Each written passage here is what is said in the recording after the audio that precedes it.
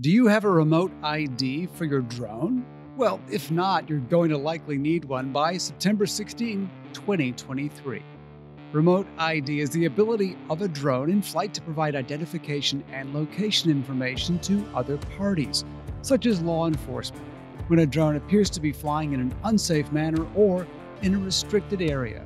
In other words, the FAA wants to add an additional layer of safety to drone flights, although many skeptics believe this is a way to limit or severely reduce the number of drones in the sky. Either way, the FAA has now ruled that remote IDs will be required on most drones effective September 16, 2023. All drones that require registration, including those who fly for fun, for business, or for public safety, must operate their drone in accordance with the final rule on remote ID. Reviewing the new drone rules that come into effect on September 16, 2023 regarding the requirement of a remote ID for every drone may cause you some anxiety, as it did to me when I first heard of it. However, despite the concern in the drone world, there are some exceptions to this government reach-around. The FAA remote ID rule will apply to all drone operators in the U.S. with the following two important exemptions. First, if you fly a drone that weighs less than 250 grams, such as the DJI Mini 3 or Mini 2, and you fly it only for recreation purposes, then you are exempt. The reason such drones are exempt is that these drones do not require registration. The second exemption is if you fly a drone at an FAA-recognized identification area, then you are exempt from the new remote ID requirement. So there you go. There are limited ways to avoid the onerous Big Brother remote ID rule. So, what will this remote ID communicate to our Big Brother watchdog? All right, the messages it broadcasts do depend on what type of remote ID is being used, either a standard remote ID or a remote ID broadcast module. If you're not sure what each is, there is a link below for the FAA and their explanation. Regardless of type, the messages are nearly identical and must be broadcast from takeoff to shutdown of the drone. A standard remote ID drone must broadcast the following message elements. A drone with a remote ID broadcast module must broadcast the following message elements.